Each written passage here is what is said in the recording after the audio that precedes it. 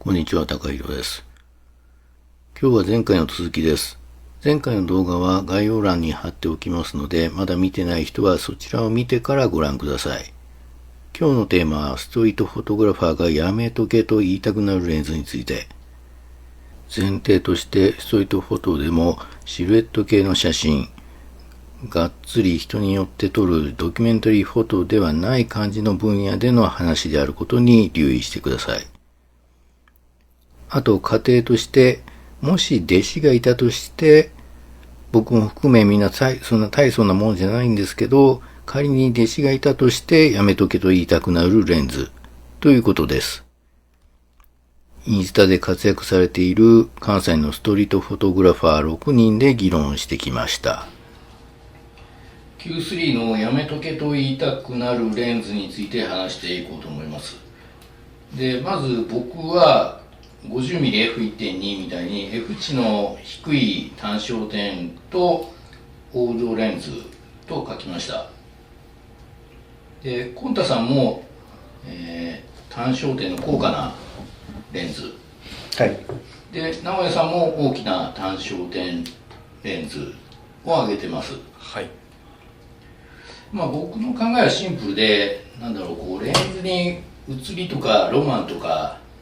あんまり追い求めるのはやめといた方がいいよっていう、そういうことなんですよ。これは弟子が買いたいって言ったらやめとけっていうだけなんで、別に買いたい人は買ってもいいと思うんですけど、でもやっぱりレンズの写りに執着すると、最初のうちはそれ上達を妨げるものだと思うんで、できればやめた方がいいと思うんですよね。直哉さんはやっぱり大きい単焦点レンズをやめとけっておっしゃってますけど、これはどういう理由ですか？いや、これは私の失敗談でもあるんですけど、はい、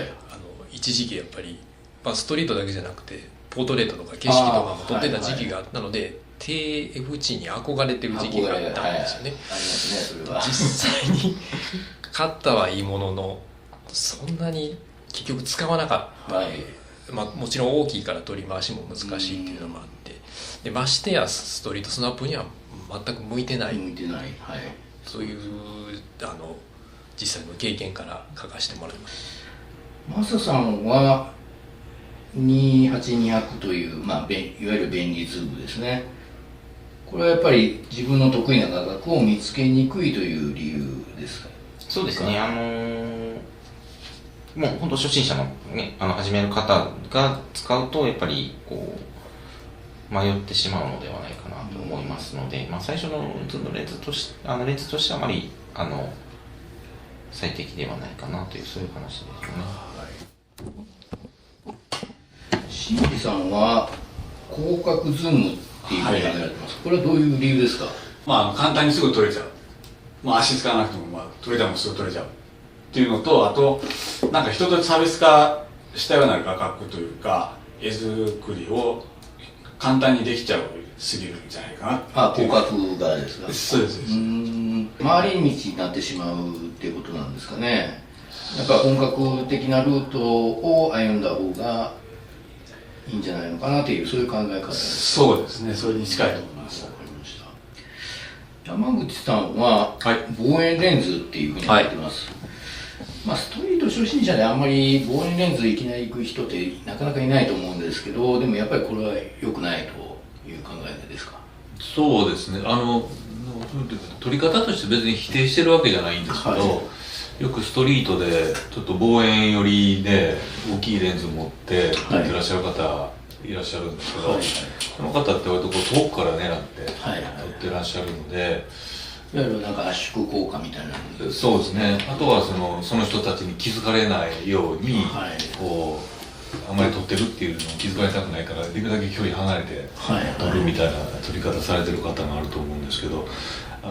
ストリートっていうのでいくと、やっぱりその場の雰囲気というか、その近さっていう距離感っていうのもすごく大事かなと思ってるので、その距離感に近づくことによって感じるものとか、ここ撮りたいなっていうのが出てくると思うので、かなり離れたところからやってやると、その場の雰囲気とか距離感も伝わりにくいし、ましてやシルエットとか狙ってくる時も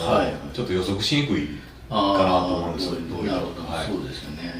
確かに。あとはこういかついこうバズーカみたいなのを乗って歩くのもちょっと川にも入らないなるほど。そぐわないかなっていうのが、はい、わかりました。あと、トシさんはズームと 50mm と 85mm を上げてます。そうですね、イメージ的には2470ぐらいの想定なんですけど、これは単純にやっぱりすごい取り回しがいいというか、取りやすいで安易なところに走る可能性もあるのでっていう、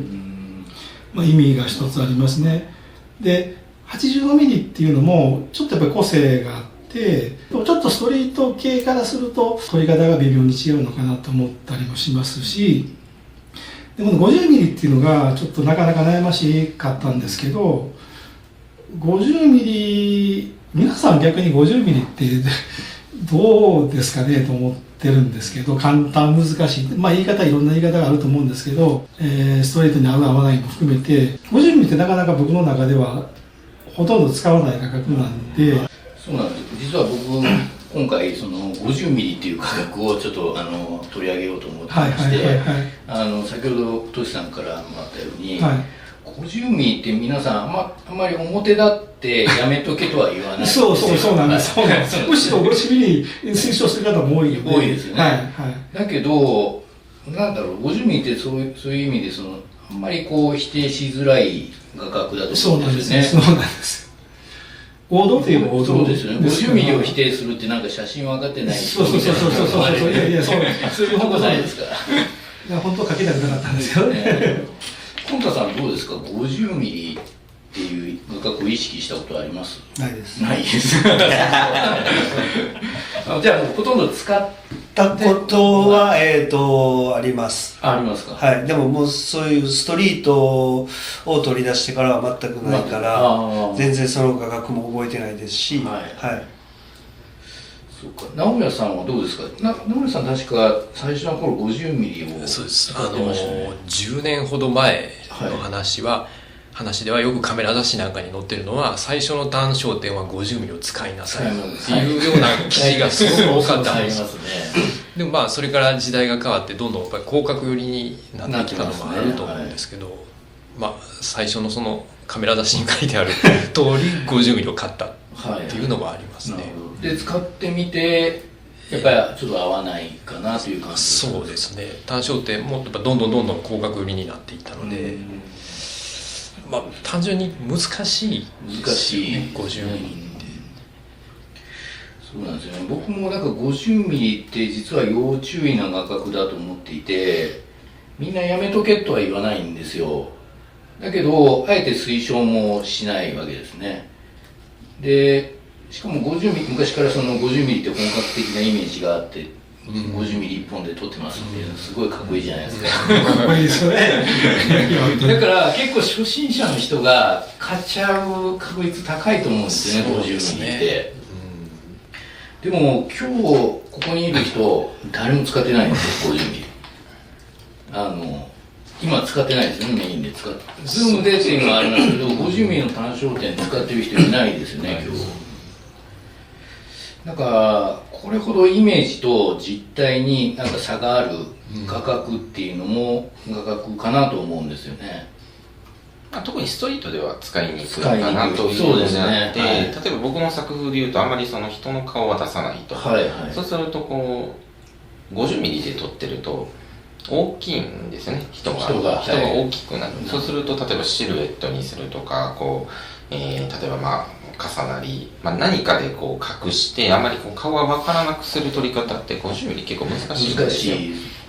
そうするとやっぱりもう少し人を小さくして引いて、他のものを入れて見えなくするっていう形になると、やっぱり 50mm、今のこの僕の少なくとも僕の撮り方だと非常に使いづらいかなと。で僕も 40mm とかは使ってないこともないんですけど、その場合結構遠い時ですよね。遠い時に結局 28mm と 40mm で撮ってる時の人の大きさってそんな変わらなかったりするんですけれども、そこのこう遠いから 40mm 使うという、そういうだけでなんか 50mm だと結構大きくなりがちなんで使いにくいっていう、そんな形ですね。なるほど、わかりました。そうですね。なんかやっぱり皆さんおっしゃるように50ミリってちょっと難しいというか、なんだろう、出番がないですよね、ストリートで。そうなんですよ。ストリートではそうです。合う合わないみたいな話なのかなとは思いますけどね。だから50ミリっていう画角自体が悪いんじゃなくて、ストリートで特に我々がこうやるようなシルエットで撮るみたいな、そういうスタイルにはちょっと合わないかなという感じはありますよね。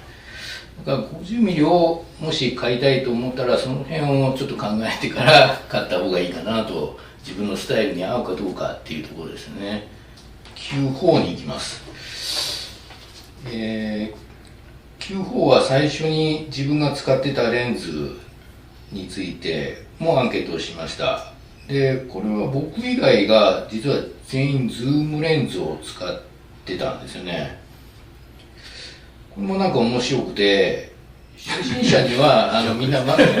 単焦点っていう人が多かったんですけど、自分はズームから入ってるっていうね。で、僕は単焦点から入ったのにズームレンズを推奨してるっていう、そういうちょっと矛盾が起こってるんですけど、もしかしたらやっぱり自分の失敗談みたいなのがあってからそういうことをおっしゃってるのかなと思ったんですけど、山口さんはどうですか？はい、まあ、最初は何も分からなかったんで、はい、ズームで割と標準的なズームで買ったんですけれども、まあ、さっき単焦点に落ち着いた理由も自分がどの辺で撮ってるかなって思った時にはやっぱり35前後が多かった、まあ、もしくはもうちょっと広角寄りであんまり中望遠鏡がやっぱほとんどなくて、やっぱりそっちが多かったのと、あとAPS-C 使ってると暗いところが弱いんですけども、それ単焦点に変えたらもう途端に綺麗に撮れるようになって、そうなんですね、もうそれが嬉しくって、でもう単焦点一本になっちゃったでもそれは今だとズームも結構もうズイも良くなってるじゃないですか。そうでも大きくなっちゃいますよね、その F 値がなるほど、はいはい、そうするとまたこう逆転現象になって持ち歩かなくなってしまうので、わかりました。そういうのが大きな理由かなと思います。わかりました。コンタさんは一応その整合性は取れてるんで、最初使ってたレンズがズームで、進めるレンズもズームということで、僕は最初単焦点から入ったんですけど、なぜかズーム派になってます。これをだから使い始めてからなんですよね。それまではずっと単焦点を使ってきてたんですけど、もう不思議なんですけど、28の単焦点から始まった方で、もうなんか聞いたことないんですけど。そうですか。いや、僕は GR から始まったんで。ああ、そういうことですね。そういうことですね。ああ、なんで28ミリで。なるほど、なるほど。なんか腹立ちました。はい、どうだったでしょうか。2回に分けてお送りしてきたレンズ討論会。アンケート結果をもう一度おさらいしておきましょう。単焦点かズームか、その選択の奥にあるそれぞれの写真との向き合い方が参考になったのではないでしょうか。単焦点派はスペシャリスト、決まったフレームで世界を見る人です。